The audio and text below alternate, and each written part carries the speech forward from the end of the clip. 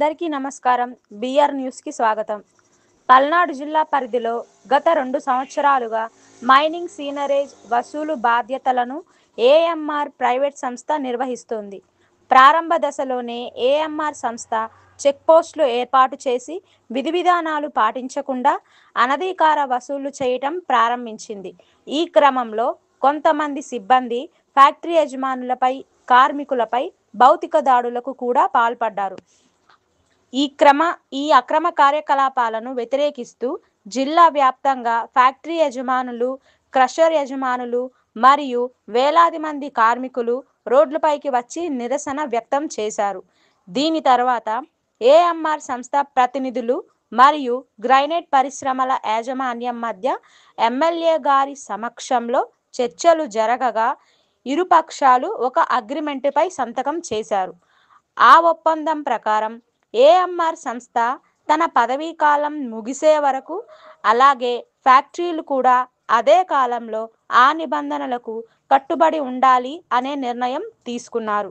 అయితే ఇటీవల అక్టోబర్ నెల నుండి ఉమ్మడి ప్రకాశం జిల్లాలో సీనరేజ్ వసూలు బాధ్యతలు కూడా ఏఎంఆర్ సంస్థకు అప్పగించడంతో సంస్థ తన తీరు మార్చుకొని పాత ఒప్పందాన్ని ఉల్లంఘిస్తూ ఇష్టం వచ్చినట్లు వ్యవహరిస్తోంది.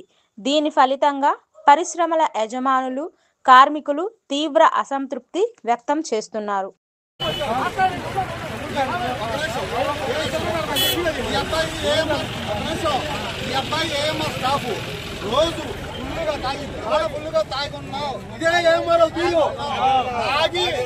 దొంగచాటుగా ఇప్పుడు లారీలు వస్తే అడ్డగోలుగా మాట్లాడి ఫ్యాక్టరీలో రెచ్చగొట్టి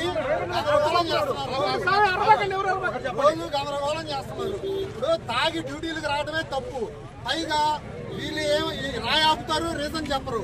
దానికి ఆవేశంలో ఈ కుర్రోళ్ళు ఏదన్నా అంటే మళ్ళీ మీరు ఫ్యాక్టరీలో వచ్చి మా మీద గొడవకు వస్తున్నారు, రివర్స్ గా మా మీద చేస్తున్నారు.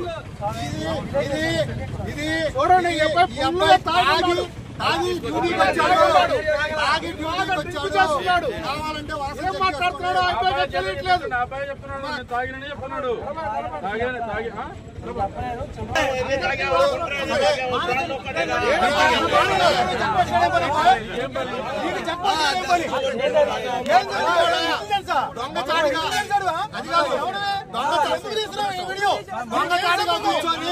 దొంగచాటుగా కూర్చొని తర్వాత 2024లో ఏఎంఆర్ వాళ్ళు మరలా కొత్తగా చెక్ పోస్ట్ పెట్టినప్పుడు అప్పుడు మాట్లాడుకొని ఒక ఒప్పందం ప్రకారం మేము నడుచుకుంటా ఉన్నాం.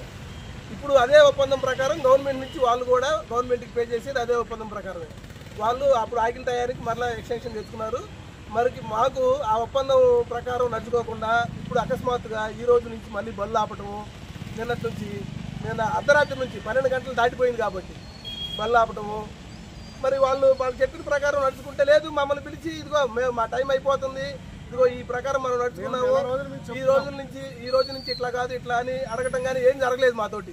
మేము మాట్లాడదామని చెప్పి ఫోన్ చేసినా కూడా అందుబాటులో ఉండట్లేదు. మేమేదో బిజీగా ఉన్నాం, ఒంగోలులో ఉన్నాం, హైదరాబాద్లో ఉన్నాం అంటారు. ఇక్కడ వ్యాపారాలు ఆపేసి కూర్చున్నాం. ఏదైనా సరే వాళ్ళు వచ్చి వ్యాపారాలు మాతోటి మాట్లాడి చర్చలు జరిపి ఏదైనా సరే మనం ఒక ఒప్పందానికి వచ్చి దాని ప్రకారం వ్యాపారాలు చేసుకున్నాం. అప్పటి వరకు చెక్ పోస్ట్ ముయ్యమని చెప్పి మేము అడుగుతాం. నలుగురిలో కూర్చొని ఎలా విధంగా అయితే అగ్రిమెంట్ రాసుకున్నామో అదే నీ కాంట్రాక్ట్ అయిపోయేదాకా మాకు అదే చర్చ సాగాలని మేము కోరుకుంటున్నాం. ఈ కాంట్రాక్ట్ ఈ టర్మ్ అయిపోయే వరకు అదే అగ్రిమెంట్ ప్రకారం నడపాలని మేము కోరుకుంటున్నాం. ఇంతలోకి మాట మారిస్తే ఎట్లా? అగ్రిమెంట్ ఏం రాశారండి? అగ్రిమెంట్ ఫ్యాక్టరీ ఓనర్ కూడా అందరికీ నమస్కారాలు.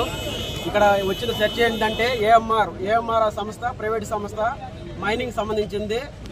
ఈ క్వారీ నుంచి వచ్చే రాయిని, ముడి రాయిని ఫుల్ మెజర్మెంట్ కావాలని, ఫుల్ పర్మిట్స్ కావాలని అన్ని విధాల ఇబ్బంది పెడుతున్నారు.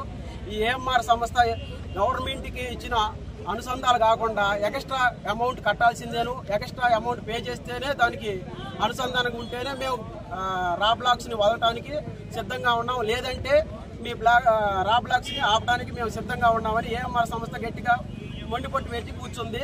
ఫ్యాక్టరీ యజమానులందరూ కూడా మేమందరం కూడా ఒక కమిటీగా ఏర్పడి మేమందరం కూడా దీనికి సమ్మతం పలికి ఫ్యాక్టరీలు, కార్మిక సంఘాలన్నీ కూడా దీనికి వ్యతిరేకంగా మేము ఈ రోజు అందరం కలిసి మా బాధను వినిపించుకోవడానికి మేము రోడ్డు ఎక్కాము. దయచేసి అందరూ కూడా దీనికి సహకరించాల్సిందని కోరుతున్నాను. ఫ్యాక్టరీ యాజమాన్యం కానీ రోడ్డును బడి అనేక విధాలుగా ఇబ్బందులు పాలవడానికి ఈ ఏఎంఆర్ ఇచ్చినటువంటి మాట నిలబెట్టుకోవటం లేదు. కనుక ఇలాంటి పరిస్థితి కొనసాగితే ఇక్కడ ఉన్న ఇండస్ట్రీ మొత్తం కూడా దెబ్బతినిపోయి మనకి అనేకమైన ఇబ్బందులు జరుగుతాయి. కనుక అందరూ సహకరించి ఏఎంఆర్ ని ఈ ఫ్యాక్టరీ యాజమాన్యానికి అనుకూలంగా పనిచేసుకునే విధంగా మాట్లాడి పెట్టవలసిందిగా మన పెద్దలందరినీ కోరటమైనది.